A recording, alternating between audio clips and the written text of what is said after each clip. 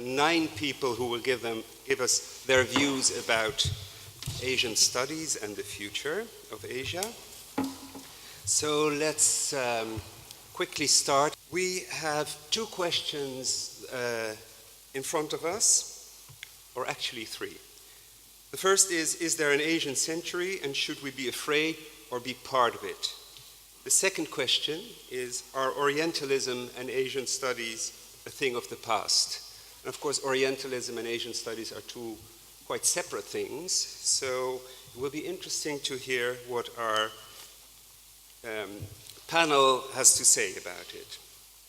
I hope you all have the program, so I won't introduce the speakers with all their institutional links, and we'll just follow the order in the program. So we start with Dr. Jeroen Lamers, who will address the first question, I think. Yes, thank you very much. I would like to group my remarks in 3. I would like to say something about Chinese growth. I would like to say something about broader developments in China. And although it's not allowed, I would also like to say something about Asian studies. Yes, there is probably going to be an Asian century, particularly fueled by China. If you look at the capital stock, still rather low in China, that will be a driver for a continuing high growth era, I would say, and also the move of rural to urban population and also into industrial jobs would suggest to me that you would be looking at another 15 years, more or less, of high growth era, by the end of which probably the Chinese economy would be 4-fold its current size. On the other hand, there is also a very sharp downside to that, which may be summarized in the question, will China be rich or is it going to be old first? And also matters of maintenance, Chinese brands, will there be development like the Japanese and the Koreans to a certain extent have done of indigenous Chinese competitive companies that will be players in the global marketplace. And of course also there are continuing problems with social inequality, which has been spawned by the rapid developments. Regarding the broader development of China, and that taking China as the central driver of the Asian century, I think that if China is going to be a real global player, it will have to also develop an agenda, a positive agenda of what it wants to achieve in the world. I do not foresee personally a sort of a Hegelian path towards a conversion of institutions between East and West. I would be very keen for any observer to keep your eyes on the financial sector, although the West is not in a position at the moment to preach to the Chinese or to others how to organize a financial sector. Capital allocation in China is ultimately not a risk-based process, and the presidents of Japan and Korea also point that one thing that is difficult for East Asian economies is to organize a good, well-functioning financial sector. I would also not write off Western institutions immediately. That is also, I don't think they are down and out. They are still very vibrant, although we're going to a very rough patch on the whole. And finally, with regard to Asian studies, my feeling is that language training will be key if you want to be a part of the Asian century. And also it is very productive. I have found myself, from personal experience, having served in Korea, Japan, and now in China, to look at these 3 countries at least in an intercultural and also in a historical perspective, especially when it regards their economic developments. Thank you. Thank you very much. We move immediately to your neighbor, Harry van Pinksteren. Yes. What I will say is a bit more intuitive maybe, but when you talk about, for instance, the financial sector and the problems of allocation of funds and saying that this is not a risk process, I think if you look at many sectors of Chinese society and you look at them closely, you will find problems. And you get this, sometimes this feeling of discomfort that you think, well, it doesn't, somehow what I see within China, when working there as a journalist, when traveling around, doesn't quite fit with how I myself also feel about China once I'm outside of China. Because then you somehow see huge growth, you see all the positive sides, you see all the potential, you see how we are kind of starting to fall back a bit and China is on the front. But I always wonder if there may indeed be more factors inside of China that makes China much weaker than we now tend to at least present China in the media, or that that companies talk about when they talk about China. It's all like possibilities. It's difficult. They say it's difficult, but there is all this potential. They're making money, but I'm not very sure about the next Asian century. It might be there, and there are many signs. If you look at it from here, it would say so. Yes, there will be an Asian century, but there are also many more obvious or more hidden weaknesses that if you talk to people in China, they might feel rather desperate about or cannot really offer solutions on how to solve these things. So I'm really, I don't know. But I think we might be more surprised. I think it would be interesting to see what we think in 10 years' time. Always, I'm afraid. Yes. But yeah. And I think if you look at engaging with China or being part of it, I think there's no doubt about it that we should be part of it. But I think that sometimes we do not really have much of a strategy there. We tend to do things as I tend to do them intuitively, and we do not seem to play chess with China while China plays chess with us, and we are not prepared. Like for instance this book fair with the Dutch writers there, to me it seemed rather interesting but messy, or you might say very democratic, I don't know, but it's a very, we really don't know what to do. Should we go or should we not go? Should we have some sort of strategy? What we want out of China? Who are these Chinese people? How do they think? How can we somehow cater to their tastes while still protecting our own interests? I think we are very limited still at this moment in having that sort of strategy, and I think we need to formulate these strategies much more clearly than we do now, in order for us not to simply give away a lot of the things that we find valuable, also things in the sense of, in the field of human rights, all these things. We shouldn't just kind of squander these things, and also we shouldn't squander the whole, the Western values that we value, I think.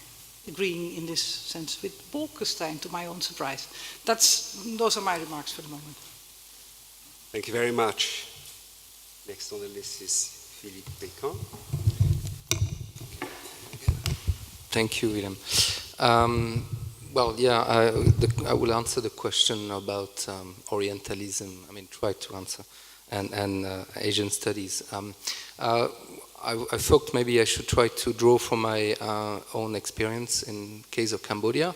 It's a small country, but yet I think a lot of things can be learned even from a small country. Everybody talks about China, but in this case, I think we have here a good example of an environment, a space, a country, a community that was very much framed and shaped as a result of the colonial encounter, and in particular the development of I would say of the whole knowledge production apparatus that goes with the construction of the colonial state, including what we call Orientalist knowledge.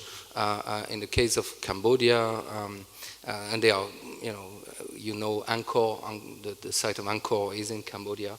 A lot of considerable amount of knowledge was produced, was developed as a result of the colonial context, especially through, I think, a kind of well-organized, institutionally speaking, process that tended to very much focus on a certain aspect of the history of the culture of the Cambodian people, and especially its ancient golden age period around Angkor, for many reasons that are difficult to explain in a few minutes. But basically, this really emphasized a period of the past. It emphasized very much an elitist perspective. It was very much through the reclaiming, the restoration of this monumental history of these people, the Cambodian people, but more, it was also about trying to address issues of Buddhism in a very textual, in a very, I would say, highly esoteric way, so Buddhist Buddhology and so on. That was very much the result of an institution, the École Française d'Aix-en-Orient, Far Eastern School of Studies, French Far Eastern School of Studies, which nonetheless developed a huge corpus of knowledge, and which is very much at the basis of the way Cambodians and in general foreigners work or study about Cambodia. So it's an ambiguous legacy, because in addition, all this very much elitist driven, I think, knowledge were very much focused on reinforcing the construction of the state. And that goes together with the construction of roads and so on, and the boundaries in a country that even didn't really have a strong state, I think, culture, at least for a few centuries. But this legacy is not, it's not black and white. Out of it, this encounter, you have a number of contradictions that eventually led to the development of another stream of knowledge production, very much, I think, at the beginning, in the margin of the state-sponsored official institutions. It starts between French scholars themselves, what the scholars called amateur, or nicknamed amateur scholars, who tended to pay more attention to the living people who were around them, and not just about an ancient past. And they learned languages, they studied their religious beliefs, etc. Certainly very much in a very somehow paternalistic way, but nonetheless they really engaged with the local people, and they were not supported very much by the official colonial state apparatus. And so yeah, no, very much. I mean, that's Adhémar Leclerc. Okay, well, I don't go into details. I see him nodding. So, but anyway, what is important, I think, is that these two, streams of knowledge production continued after independence, and you have mutation. I think every post-colonial states, post-independent states in Cambodia, including the Khmer Rouge, tended to want to control and maintain the way knowledge production was developed. But these amateur scholars also gave way to, and ethnographists and ethnologists and anthropologists gave ground to another more, I would say, non-state grassroots form of knowledge production, which found its first expression with the first Cambodians who became scholars in the Western scholarship, institutional scholarly environment in the 50s. Ironically, within French institutions, especially when France was eventually leaving Cambodia. And I won't go into too much details, but eventually when you have, you know what happened in Cambodia with as a result of the Vietnam War, the American Vietnam War, spilling over into Cambodia, the tragedy of a civil war, and the Khmer Rouge episode from 1975-79, and the killing of 1/3 of the population, and the systematic destruction of all educated segments of society. Particularly at that very extreme moment, you have among a few Cambodians who managed to survive, exit and live in exile, even in the refugee camps, the reorganization of, I would say, an alternative field that very much looked at the genealogy of these amateur scholars that I mentioned, and that tried to re-engage and to claim that the society, the life, the culture of these people, their people was a vibrant one, was open, was the result of constant interaction, etc. And that led eventually to an organization that was created in Paris among few scholars, without the state, without any state. So it's a kind of there's a lot of modernity here to be found in a particular very extreme situation among people in total disarray. And as a result, now you have a field that is extremely vibrant, that is made up of Cambodians from Cambodia, but also from overseas, and from foreign, I mean, non-Cambodian, Asian scholars, etc., and American, Europeans, and so on. And in somehow, this, I think, can epitomize well the idea that there is not, I don't think there is Orientalism versus area studies, but there was a necessary trend of somehow emancipation and reclaiming of, in terms of agency of knowledge production that had to take place. And now we're talking about, internet, the very much more fluid public sphere. But these people were, I think, precursors in their little, apartments in Paris and in the camps in Thailand into opening up the field, into reaching out to the population, so into breaking a lot of the disciplinary boundaries that we are still used today. And I think it also led to a new form of new questions, including why scholarship, what is the role of the university within society? And I would just finish by mentioning how the first post-Khmer Rouge government in Cambodia, when it reopened the university, called it School for Teachers and for educators. So what is the purpose of our purpose? It's to always work within society and with society. So I think there is a future for Asian studies if we move beyond a lot of these mental barriers that we still have. Okay, thank you. Thank you very much. We now turn to Chris Goto-Jones to present us with his thoughts. Okay, so I've been asked to say a few words about the same question, the question of whether Orientalism in Asian studies is a thing of the past. And I guess I don't really know how to answer the question, but partly because I don't really know what the question is asking. And so my first instinct is to wonder why, for instance, Orientalism has a lowercase o, whilst Asian studies is capitalized. And I wonder why it's a thing rather than things. So stuff like this troubles me about the question immediately.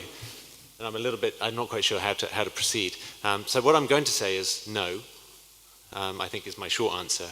And part of the unpacking of that answer is to say, here we are, and we are evidence, I think, that neither of these enterprises are things of the past or a thing of the past. But somewhat, I think the question, this is more or less the spirit of my answer, I think, will be tending towards some of the things that Prasenjit has been talking about. Somewhat, I think my answer lies within the confusion between, on the one hand, talking about Asia, on the other hand, engaging in Asian studies, which I think are not the same thing. And then finally, this Orientalism thing, which I don't really want to talk about, because I find it very difficult to talk about it without getting cross. But let's just say that the ism on the end of this word makes me categorize it as an ideology and try and leave it alone. But I think to deal with the first of these first, nobody, I think, would seriously argue that Asia was a thing of the past, right? Unless they were completely unreconstructed, stereotypical Orientalists. So the question that isn't really, should we study Asia, right? The question is more something like, what does Asian studies, as opposed to the study of Asia, still have to offer us? And ironically, I think the answer to this question probably has rather less to do with Asia than we might think. That is, I think, and I'm just turning a phrase to be quotable, Asia may be something of the past in Asian studies. And by this I mean, I think, that bringing conventional disciplinary tools to bear on the study of Asia in all parts of the university is now increasingly normal, not just in Leiden, but in universities all over the world. And in fact, probably in universities all over the world, and then in Leiden. So the real question is then, what is it that Asian studies does differently? And if it does anything differently, why is it interesting? How does it do it? Why do we need Asian studies if everybody else outside of Asian studies is already convinced about the importance of Asia and studies it quite well? Part of the answer to this, I think, comes back to this ism that I was trying not to talk about, and that's Orientalism, and it's not a thing of the past. And by this I mean, the sort of romantic idealization of Asia, and it remains there very prevalent, both outside and inside Asian studies, and it becomes part of this discourse about what's wrong with studying Asia, or what's wrong with the people who study Asia more normally, or less normally, depending on how you look at it. And you have this sort of accusation often from people in Asian studies departments that this is about the impenetrability of Asian languages, that people in political science departments don't understand because they study Asia by numbers or something like this. But this is a decreasingly persuasive argument. And I think it's increasingly the case as Asia becomes a normal part of most curricula, that language skills are just taken for granted now. It's just the case that, people learn Chinese, they learn Japanese because they need to in order to be historians of East Asia, or to be a political scientist, or whatever. So the language thing, which is tied up with the Orientalist discourse, sort of falls out. And then sort of conversely, you get the people in those fields accusing Asian studyists, whatever these people are, Asianists, of just being fetishistic about language, right? That it's all about language. So language is the end goal, and not one of your tools to get there. So I think this is not a good answer. So what is the answer? Why do we need Asian studies? And I suspect this has less to do then with where we can find high quality or reliable research. We can find this about Asia in history and politics and economics all over the place. The answer, rather, I think, has something more to do, and here I'm talking a little bit to Prasenjit, I think, more to do with radicalism and what he, and I may be vulgarizing him, called cosmological challenges or transcendent traditions. And by this I mean that taking Asia seriously, and I think something that Asian studies must do if it does anything is take Asia seriously. By taking Asia seriously, we must treat it not only as a repository or source of data to be interrogated by these existing disciplines, but also as a cluster of, to borrow Prasenjit's language, it's a cluster of cosmological discontinuities or something like this that have given rise to their own orders of reason and discipline. And this would include, I think, the idea of transcendence as an epistemic rather than a religious locus.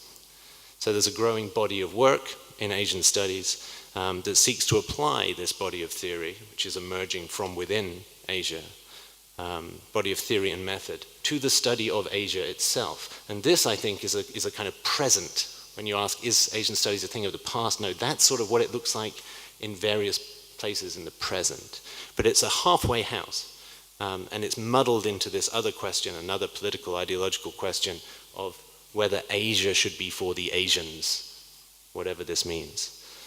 The real value, I think, and then I will stop, of Asian studies is actually about what kinds of constructive epistemic violence can be practiced on other parts of the world, including, and I think especially, on Europe, and especially on Leiden. Asian studies is a thing of the future, then, and not just of the past, and not even of the present, when its subject matter is globalized rather than localized, rather than particularized. It participates, I think, or should participate in the disruption of the complacency of university disciplines who may themselves already be interested in Asia. So this provokes and discourses around the ideas about innovation, new ways of knowing, new ways of practicing knowledge, unsettling disciplines, not just applying them. And of course, and this is my final sort of throwaway comment at the end, this is actually something of a suicide mission for Asian studies. Since once it's accomplished, and let's assume it's accomplishable, Asian studies becomes necessarily something of the past. It makes itself redundant. But now, to be very Orientalist, I'm going to quote Ivan Morris and his wonderful book, The Nobility of Failure, and say that in Japan, suicide missions are heroic. Thank you. Thank you for that message. Next on the list is Jan Michiel Otto. Do you have a microphone? Yes. Yes, I do. And there's a lot of water here. Sorry. Water management is one of our strengths in the Netherlands. As lawyers here in this building who study Indonesian law, my colleague Adrian Bettner and I are used to being told, so you are studying adat law. Many people have this vision of rural life, harmonious communities, dispute settlement which goes on for days and days.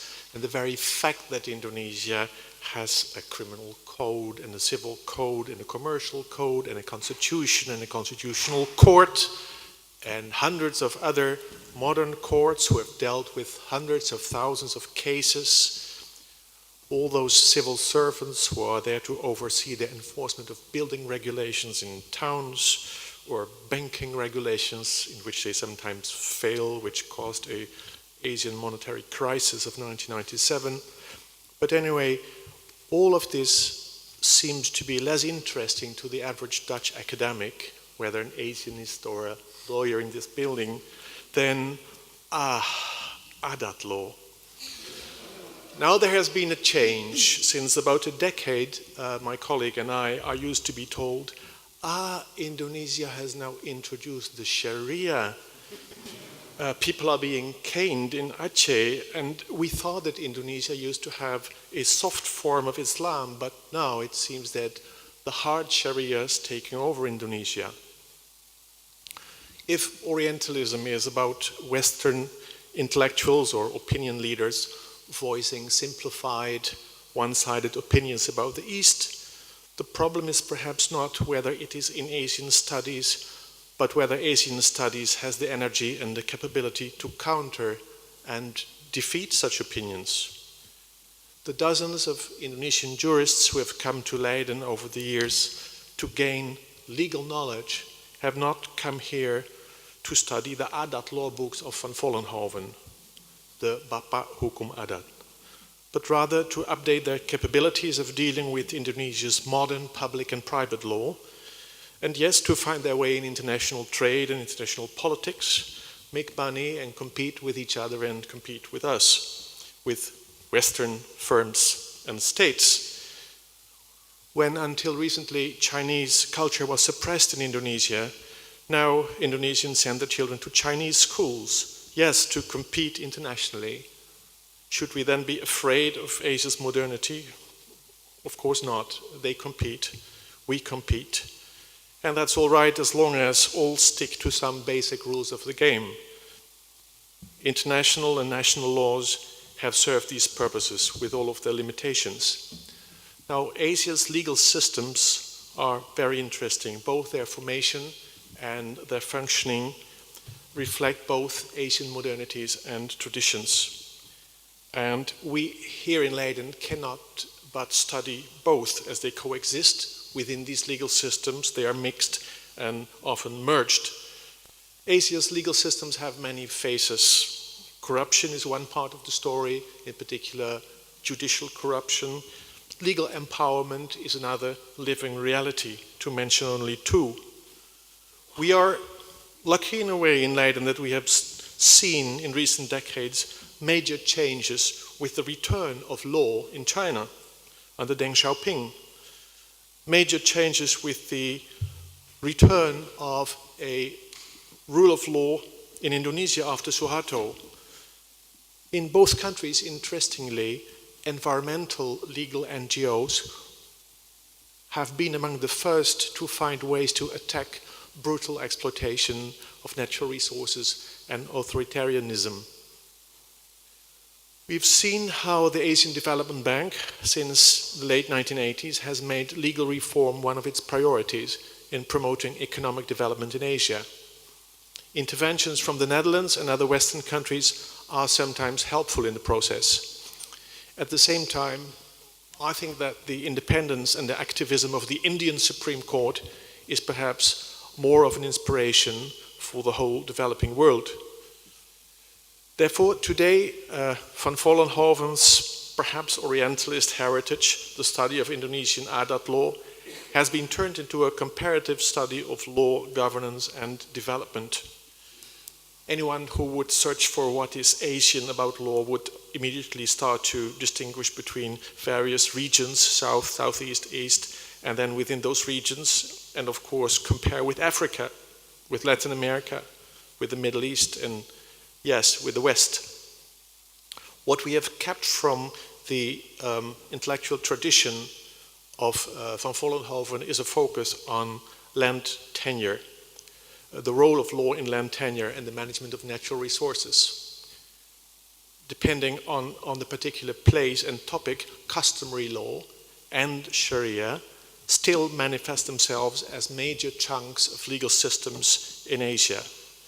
But we can see wherever we go that they are in a process of gradual incorporation in national legal regimes and international legal regimes. We also still have many questions regarding justice and injustice, as Van Vollenhoven was faced with.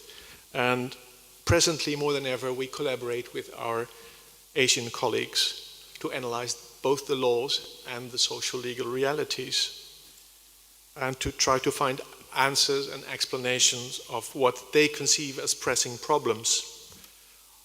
So are we the new Orientalist lawyers as we participate in AMT with our studies of law and governance? I have no idea. I wish that others make a judgment about that question. Thank you very much. Thank you so much. Now I'll ask Neera Wickramasinghe to add her view to... Yes, actually, I'm sort of taking this in the spirit of what I was asked to say, which was to speak for 3-4 minutes about the presentations that were made. So first of all, I would like to thank the 4 speakers for their very thoughtful insights and respond very briefly on some of the issues that were raised. First of all, I think we should be mindful not to collapse China, Japan, Korea with Asia. Asia is not one, as we all know, and Asia is also lots of other places. India, just to mention a small place, and lots of small states also that are not part of this, euphoria of growth. And when we think of Asia, we must also perhaps think of a country like Nepal, which has just elected a Maoist as a prime minister. So let's sort of qualify our answer. And then I think I should follow Chris's example and question the question. I would rather turn the question into something like, who is talking about an Asian century? And then the question becomes, I think, much more interesting, because you find that it's actually a discourse that is state-driven, supported by the mainstream media in the national countries as well as perhaps in the Western countries, and which is also supported by the middle classes of these countries. Now, these middle classes, we must not sort of lure ourselves. These are very small portions of the population. Now, in India, it might be 1/5 of the population which qualifies as middle class, and that really depends how you define middle class as well. These middle classes are sort of driven by consumption. They're very apolitical on the whole, and also I think very few empathize with, the drudgery of, everyday life in which the majority of the people are still struggling to get out of. So, Asian century, perhaps, but for whom is the question I ask. On Orientalism, just a few points. I think I generally share also Chris's idea of Asian studies as unsettling things and as sort of disrupting. I think that's a good strategy. Philippe Pécan's very interesting sort of account of Angkor also, I think, leaves us with some optimism. And I think we would all agree that the philological study of original texts of Asian in Asian languages is dead. I mean, that's for sure. I think and that the deconstruction started. The deconstruction. Yes, Jonathan, you're after me, so you can. The deconstruction started, I think, in the 1980s. And since then, I'm not saying that the scholars are dead, but I'm saying some of their methodologies have evolved, I hope, since the 18th century and 19th century. But I would say that the Orientalist episteme still lingers on, in lots of other sites of knowledge production, and especially in the media, where you still have, ideas that Asians are not individuals, that you can only understand their actions, if you attribute it to social groups. So you always have Asians belonging to communities and religious communities and castes, all these sort of things. So these are remnants of Orientalism that are there, and they're also there, unfortunately, in some of the disciplines.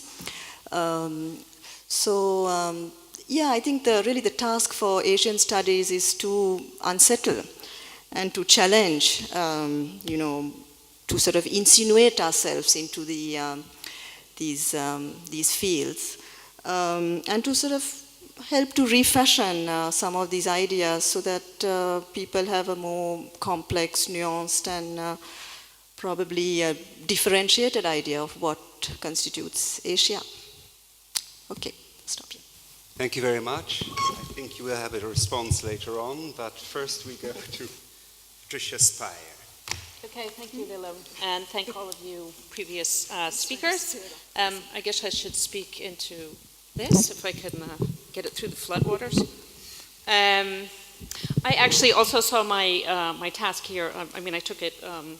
I'm doing what I was told to do, I think, which is basically respond. So I just have a bunch of scribblings. I did, when I got the questions, or when we devised the questions also, which were meant to be provocative, and they have provoked, I think, in different ways successfully.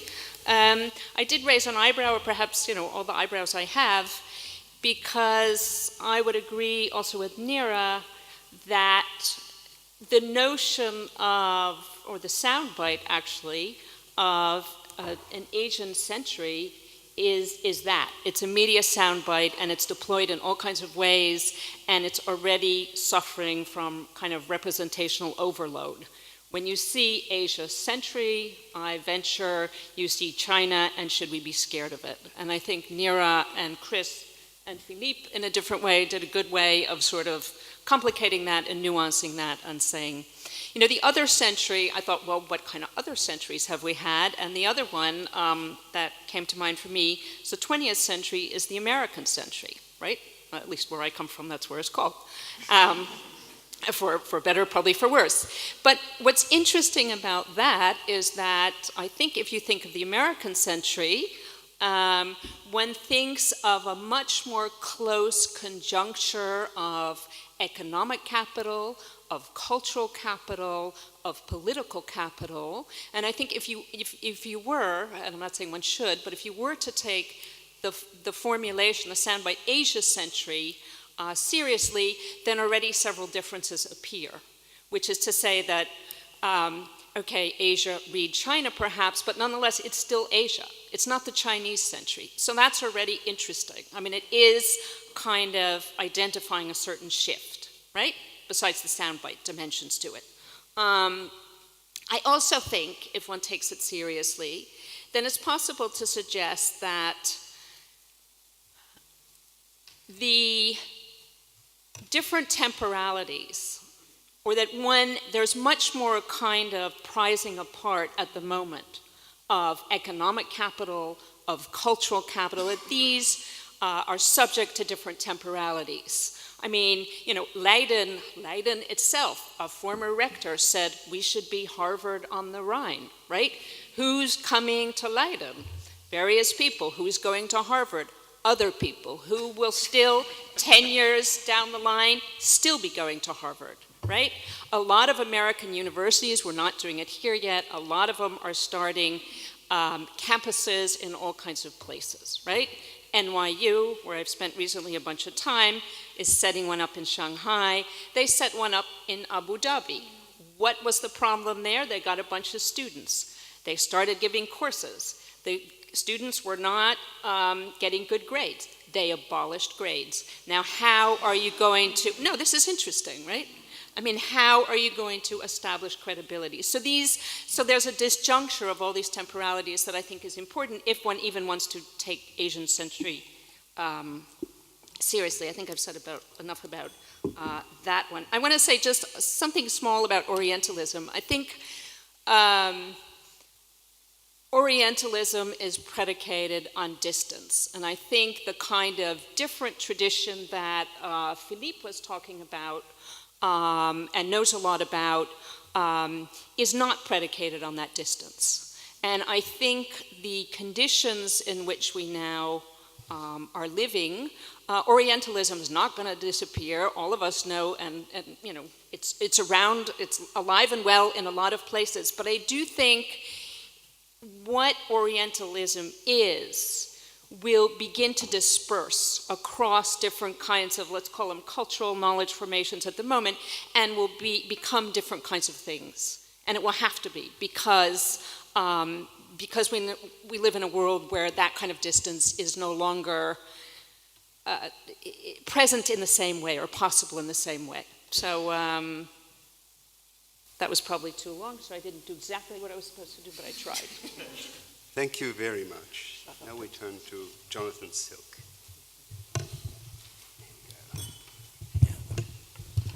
Well, it's obvious to me, perhaps to others, that I was asked to participate in this discussion as a gadfly, and also because I am, I noticed, the lone voice of anyone who actually makes it his business to study the past and is not ashamed of it. So I would like to, in fact, as my colleagues have said, to take the comments of the four speakers in order, and some other speakers as well. So, in the first place, I would like to make a meta-observation, and Ms. van Pinksteren has joked about this, but I think her joke is right on the money. Making predictions, as was once said, is very difficult, especially about the future. If one studies the past and studies the sorts of predictions that have been made about the future in the past, there is a pattern, and the pattern is nearly unbroken failure. So it is the height of hubris, I think, this is not an ad hominem remark, but the height of hubris to sit here and say, here's what's going to happen in the future, I think. I really don't understand it.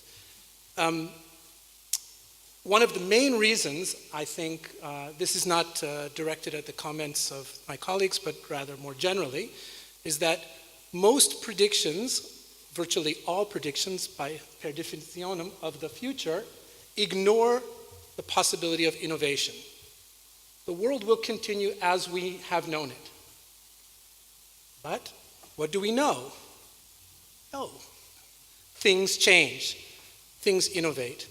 And there is a quite well-known book, I'm sure it made quite a lot of money for its author, called The Black Swan. I mentioned this to Machiel, and he said, oh, I saw the movie.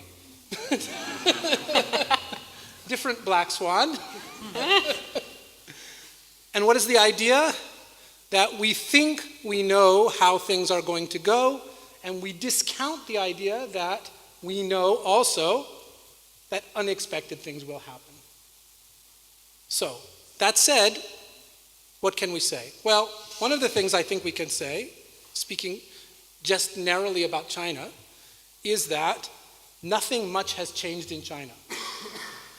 China has a several thousand-year history of being an empire, and to my mind, that has not changed. There is a new emperor, but he's the great philosopher, Pete Townsend, said, right, about the old boss and the new boss. You can sing it to yourself. I won't inflict my singing on you. But why does it make sense then to know about the past? Because, not in the sense that it will tell us what happens in the future, but because this has created where we are now. The past has brought us to where we are. If we do not understand that, we do not understand our background and the backgrounds of others. I'll come back to this in a moment. I would like, as my second point, to reclaim the term Orientalism. In the first place, nobody has mentioned the, perhaps to some of you sacred, to me quite the opposite, name of Edward Said, who had a lot of things to say, many of which were just plain factually wrong. Moreover, what he talked about was the Near East and quote-unquote Asia. I think he knew nothing about. At least with respect to what I know about, those scholars who made it their business to study Asia knew much more than most of the specialists sitting in this room. And they were not the kind of, I'm sorry to say, kind of caricatured armchair people who looked at Asia and had ideas about, pashas and elephants and whatever. They were persons who learned languages, went and lived in Asia in places for a very long time and knew things incredibly well.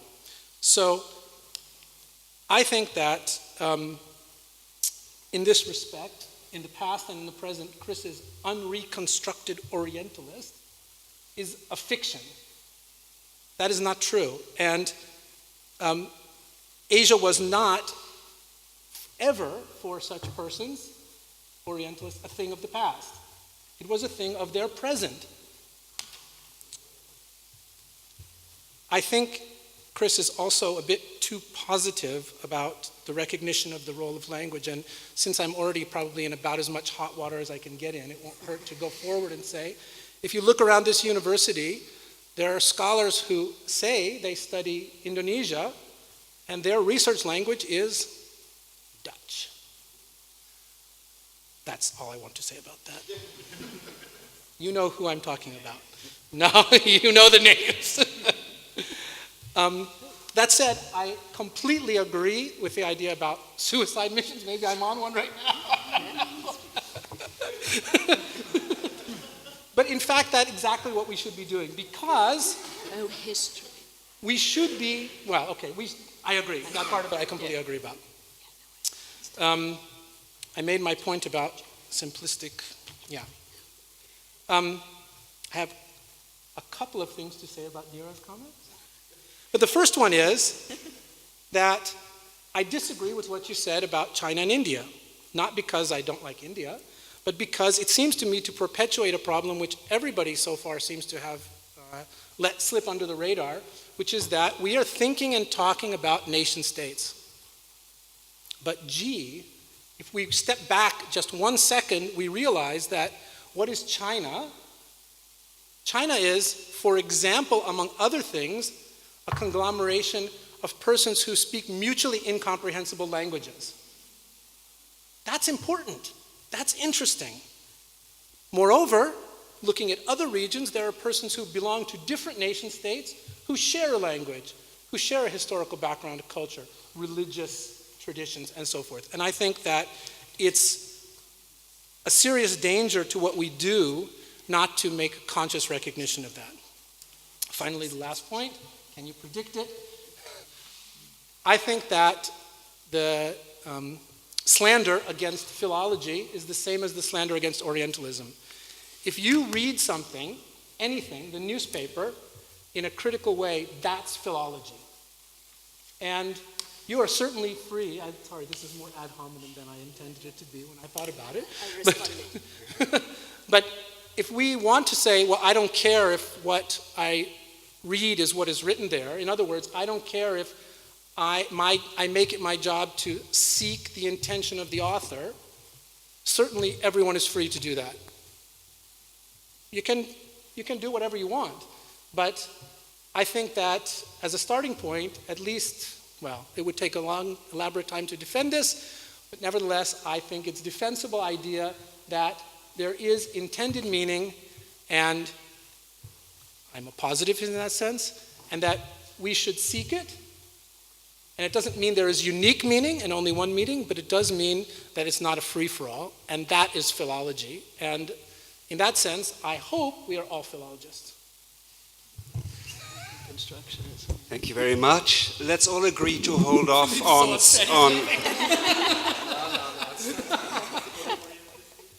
Let's all agree to hold off on suicide till over drinks.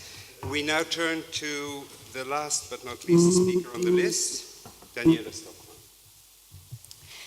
So both Nira and Patricia have both talked about the rise of Asia or / China, because China is often associated in the minds of Asia in this context, as being driven by politics and economics to a certain extent. But this drive is very powerful to the extent that it actually has already influenced scholarship. And I'm a political scientist, so in political science, it turns out there's already a real demand for not only China scholars, but also work that applies theories developed originally, mostly in the American and Western European context, to the study of China. And this demand is driven both by a sense of, first of all, well, students are really interested in these kinds of questions, so we need to have some faculty that can answer those questions. There's more and more students coming from Asia, so the student body from Asia is increasing as well. And then there's also a sense among the faculty that even if it's true and the project that especially China is currently undertaken fails, which is what Jerry has talked about earlier, even if that is true, it's such a huge chunk of the world population that even then we should understand what's going on. So there's a real rise of China in political science, and so in some sense I would say that political scientists are actually already in the process of committing suicide, maybe. But there are real institutional, mostly as I see it, real institutional obstacles to this suicide mission becoming successful. And those institutional obstacles, as I see them in Europe, have to do with, first of all, the training in political science.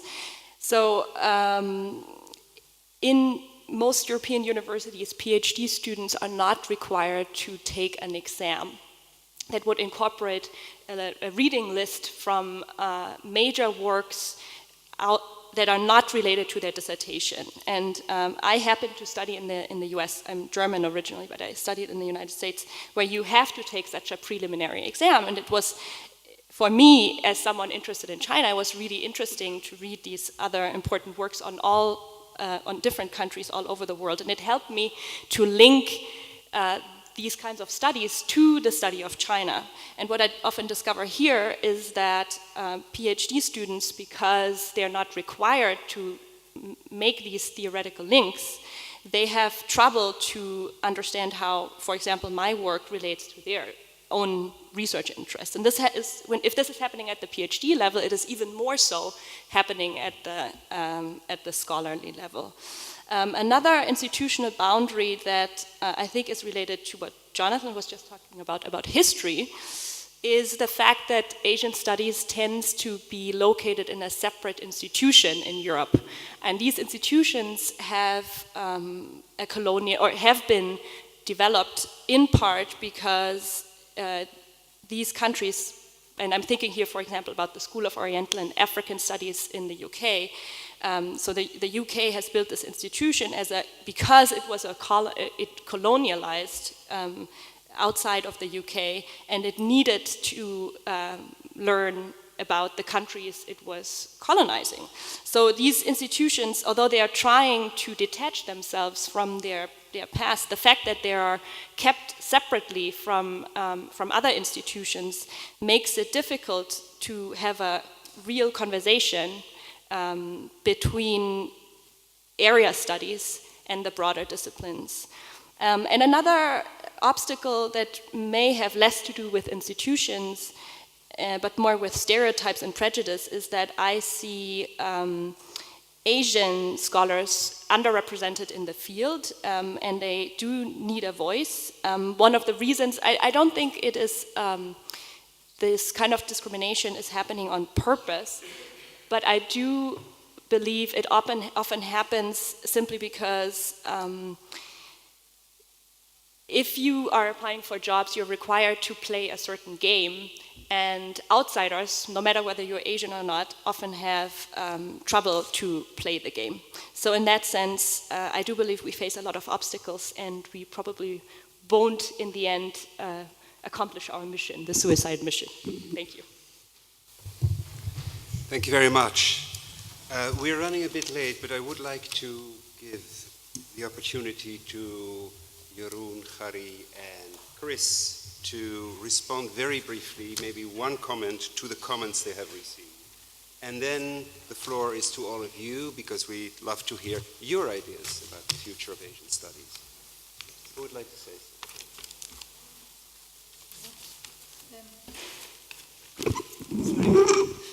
I'm of course very interested in the idea of sound bites, being a radio journalist, and it being our core business, which is very true.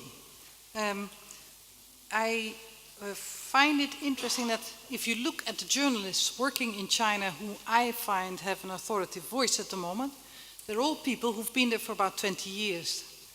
They're all people who came to China who were crazy enough at that time to go to China because they wanted to go to a place where you couldn't even have a decent cup of coffee. And they decided to come. So they have stayed on, and they have a background often in some sort of Chinese studies.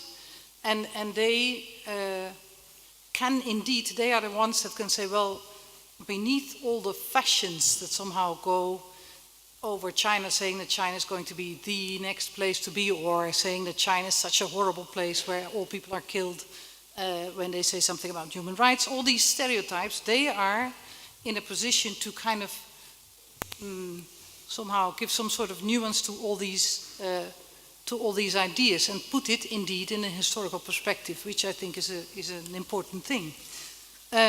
On the other hand, I remember when I went to China, there were also people that hadn't studied Chinese that were also on scholarships to China. At that time, I thought it wasn't a good idea. I thought we China specialists are the only ones capable of understanding something about this place that I don't understand anything about. I think that was a mistake, because I think it is very helpful, very good that other people, other disciplines are so interested in China now and are indeed getting involved and bringing different, giving also tools, if you want to listen, to us to understand more about China, because we are very, as maybe Orientalist or Asian studies people, we can be very narrow in what we know. There's a lot of things you've never been, while studying, been in contact with. Saying that, I was also surprised, or I found it interesting when on my last trip to China I spoke to a scholar who said we are hindered at this moment sometimes by everybody being so interested in China. We are hindered by Kissinger writing about China because we feel that there's a lot of opinion about China, a lot of which is very light, which is somehow not rooted deeply enough. And people, and especially these people, are sensitive to this, what you've called the state, almost a state initiative to say that it's the Asian century or it's the Chinese century, and they're not able to see that this might be a part of, let's say, political propaganda. So, in that sense, I think, also coming from China studies, there's something there too that we shouldn't too easily discard. That's it. Well, one thing that I totally don't agree with is that philology is a thing of the past. I think it's fun to begin with. And it can also lead to beautiful results, I've experienced. And I also think that in the civil service, at which I'm right now, it's very important that we have people who are conversant in these languages, and it's well worth the time to train and educate them. Chris. As long as you talk into the microphone. I just want to say a few moments about Orientalism, because I think, you think we're slandering Orientalists, but I think you're slandering Orientalism. And this is because, and I think, just to be provocative, you're being a bad philologist. And this is because you're using the term Orientalist to describe a historical category, right? A group of specific cases. And I'm using this term, and I think Nira is using this term in the same way, as an ideological signifier. Yes, post-Said, but he just gave it the name, right? So the fact that some of the Orientalists, in your sense, that you're talking about were not Orientalists in the sense that we're talking about, which I believe, doesn't mean that Orientalism, in the sense that we're talking about, is not a real thing. And so, for instance, I saw this fantastic paper, and I can't remember the guy's name who did it. Unfortunately, my apologies to him. He's not here. He's at Stanford. He did this great paper at AAS last year about Chinese typewriters. And he had this wonderful graph that plotted belief in the possibility of a Chinese typewriter in America, in American public opinion, against the development of Chinese typewriters. And in 2005, which is when his study finished, he showed that 68% of respondents, and he projected this was 68% of Americans, thought that the Chinese language was too esoteric and difficult to ever be able to be used on a typewriter. And this is despite the fact that he would tell them during the process of interviewing them that there were Chinese typewriters. And so this sort of disjunction is clearly true, right? It's clearly something to be dealt with, and that's what I mean when I talk about Orientalism. Thank you. Yeah. How quick is quick? Quick. Okay. I think you missed my opening comment, which is that I want to take the word back. So I completely agree with you, but I think that it belongs to the same You can't have it. It belongs to the same category as persons who will tell you what the Bible means because they read an English translation. And we agree that this is not right. It's not right. It shouldn't be permitted. Are we friends again? It's an interesting. Okay, we'll see about that. We have about 15 minutes now for you to enrich this discussion with your own views. Who would like to get hold of the microphone, basically? Hello. Thank you very much for your presentation. The first time I saw the question, is there an Asian century war? Should we be afraid of or be part of it? My first question is the same with Professor Nira and Patricia, is that what is the Asian century? And according to your presentation, it is the Asian dominance in the global world. And there was an American century ahead of it, and now there's a shift from America to Asia or to China. But maybe in the terms of hard power, there was a shift. But I don't think in terms of soft power, there was a shift. Well, I should put a question mark, because still now we see Western values and norms dominance. So again, this links to another question: is who want an Asian country? And here we means we people sitting here, the scholars and researchers, or Asians themselves, or Westerns themselves. If the Asians want an Asian century, what should they do? Like in the public diplomacy area, what should they do in the campaign with the Westerns? And if we here means Western people, then what are the aims of study, like of your Asian studies? You want to learn from the Asian culture or the political roots, or you want to like encounter their rise in the public diplomacy or hard power? So yeah, that's my question. Thank you. We'll take a few questions and then we'll ask the in the back. Yeah, thank you. Oh. Yeah, I think I understand the question was supposed to be provocative, but I think it was a bit done over the top, because it's a very Orientalist question anyway. But I think it's also, I also want to ask who's we, but then also, is it not more about area studies? I mean, could we also pose the question, is European studies a thing of the past? I mean, is that not the real question? Thank you. Could you pass the mic to the top row? Yeah. Okay, thank you for your presentation. I was just wondering, the attack against Orientalism is not so much about the intentions of the Orientalists or their dedication to their field of study, but it's rather a question of methods which were developed in a certain context. Yes, slowly, sorry. Yeah, it's, the problem of Orientalism would be the question of methods, in which way the field is approached, and those methods were developed in a certain context, which is the colonial context, and the development of social sciences should be addressed. It's just a question of intentions or dedication. And I think with the question with Asian studies and Middle Eastern studies is, are those methods still there, or are they being questioned, and how is the social science still embedded in a certain colonial context? You assure us that the journalists who work in China, right, have been there for so many years and they know what they're talking about. And I have to admit that's also my impression. I mean, the journalists I meet clearly do know what they're talking about. And I do believe that they have the capacity to write nuanced versions and stories about East Asia or Asia. But my question then is, why don't they? Right, to be provocative. There must be some kind of reason either that doesn't sell, why we would get the kind of pretty terrible journalism on Asia that drives away our students or informs them in ways that I find pretty problematic.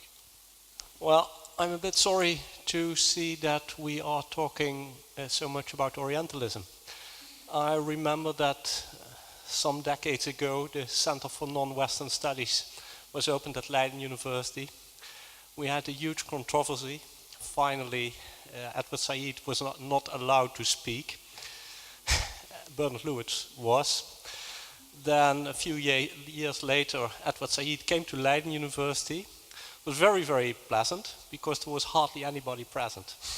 So I could have a leisurely discussion with him. But I think that all this talking about Orientalism is a thing of the past. I think that it is extremely important to study the intellectual history of our fields in plural, but that by now this using of the category of Orientalism has become quite unproductive. Thank you. The panelists? I can say very briefly, I agree with the point about the colonial context.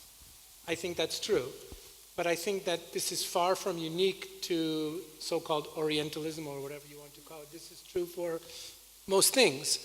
I mean, in any field of hard science, people are not working with the same paradigm now that they worked with 100 years ago.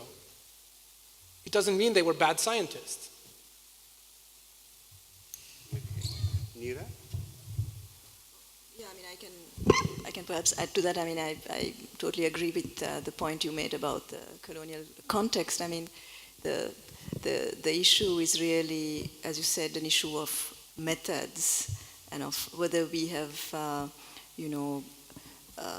done some soul searching about the methods we used years ago, and I think certain disciplines have done it. Like I think anthropology has gone through a whole transformation, and certain other disciplines have done it less.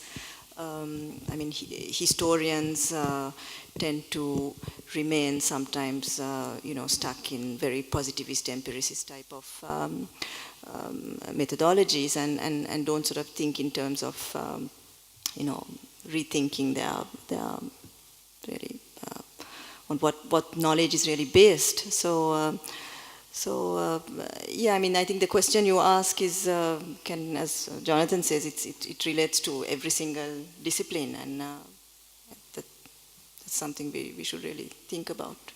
But I can't remember what the other questions are really. I would just like to say that I agree with Jonathan.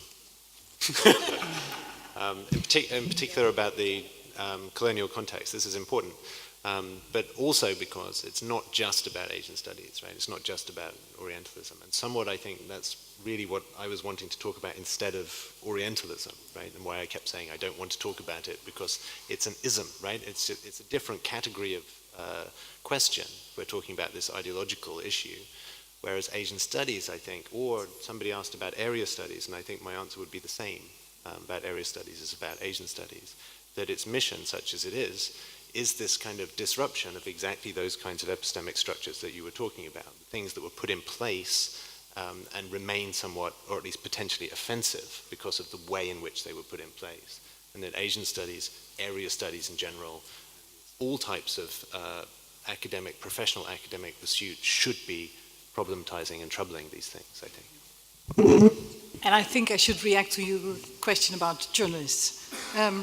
I think they often do. In fact, I do feel that it happens more in print than, and a little bit less so in radio and even less so on TV. But I do think that journalists come up with interesting perspectives. I do also know that as soon as you know a lot about anything, you will find any journalist superficial, irritating, wrong, and you don't agree. And that's logical because you have your view on it, and it's hardly possible to satisfy all the specialists in a field as a journalist. I don't think it's your task either, because your audience is a general audience, and also you shouldn't forget that there are many interesting things that journalists could talk about, but cannot always talk about because they have to relate what they tell to what's at that moment happening or in the news. So there's a whole set of experiences that you get as a journalist that you can only indirectly and sometimes use in the pieces you write or the things you make. Also, when I have the microphone, on the soft power thing, I found it interesting. I asked about soft power to professors in China and saying, what do you want to present as soft power? And interestingly enough, they said, we do not know at all. We feel that there's somehow, because we have this hard power, we need to construct soft power. But we have nothing of the like, because we have imitated first Russia, then we imitated America, which we are still doing, and we have no... we can construct something around Confucius, because people know this guy, so somehow... But they said, well, we really don't know yet how to do this, because we have no... We have emptied ourselves of messages by copying, by trying to study other countries, so we're not yet there. Thank you. Danny. Okay, I want to talk about the question about methodology, and I'm going to out myself as a positivist on this panel. And to me, social science methods, only the fact that social science methods were discovered in a Western context doesn't necessarily make them a colonial instrument. And there are ways to use social science methods in order to study groups that are underrepresented, discriminated against, and dominated. So over time, I think there has been a lot of improvement to deal with questions that are also of concern to the study of Asia. I agree that we should get better, which is what Chris was saying, we should get better at being open towards alternative approaches, but I often find, at least when I present my research in China, I often find that when you use social science methods in order to study China, if you do it right, and I'm not saying that I'm perfect, but if you try to do it, to really understand how it works and do it right, you can understand China. So there's no, to me, Chinese people are just humans, and if you take into the account that how the political structure works in China, you can understand why they behave that way, and any other human being would behave the same. But that's just my opinion. Okay. Final contribution comes from Jonathan.